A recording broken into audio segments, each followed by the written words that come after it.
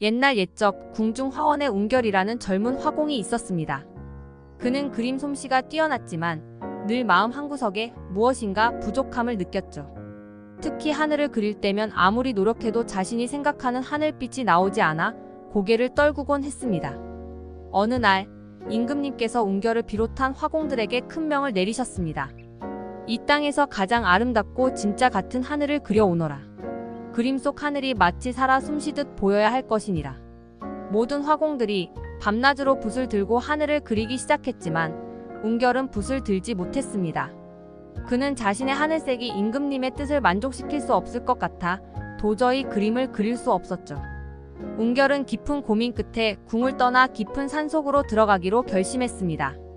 전설에 따르면 산 꼭대기에는 하늘빛을 담은 붓을 가진 신비로운 화공이 산다고 했거든요. 운결은 험난한 산길을 오르며 결연한 마음으로 그 화공을 찾기로 했습니다. 운결은 바위산을 기어오르고 무성한 숲을 헤치며 마침내 산 꼭대기에 있는 작은 초가집에 도착했습니다. 초가집 안에서는 한 늙은 화공이 앉아 눈을 감고 있었습니다. 운결이 예를 갖추며 말했죠.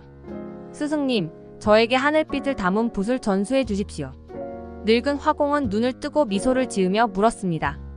젊은이여, 그대는 하늘을 얼마나 보았는가? 운결은 잠시 말문이 막혔습니다.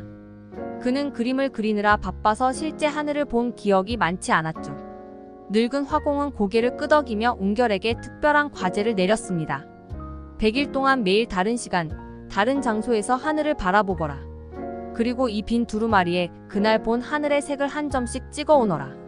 운결은 스승의 말씀대로 100일 동안 새벽, 낮, 황혼, 밤하늘을 모두 바라보며 하늘빛을 담기 시작했습니다. 새벽녘 보랏빛 하늘, 쨍하게 푸른 정오의 하늘, 노을로 붉게 물든 저녁 하늘, 비 온 뒤 맑게 갠 하늘, 매일매일 새롭게 변화하는 하늘을 만나며 하늘빛을 눈과 마음에 새겼습니다. 100일이 지나 두루마리를 펼쳐본 운결은 경이로웠습니다. 그곳에는 100가지 서로 다른 하늘색이 담겨 있었거든요. 그제야 그는 깨달았습니다. 하늘은 단 하나의 색이 아니라는 것을 말이죠.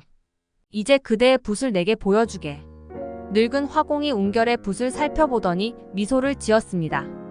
그대의 붓은 이미 하늘빛을 담고 있네. 그대의 눈과 마음이 하늘을 담았으니 이제 그릴 수 있을 것이야. 운결은 스승의 말씀을 마음에 새기며 붓을 들어 그림을 그리기 시작했습니다. 이번에는 달랐습니다. 100일 동안 본 하늘의 빛깔들이 모두 그의 붓끝에서 살아나기 시작했죠. 그림 속 하늘은 진짜처럼 생생하게 숨쉬는 것만 같았습니다.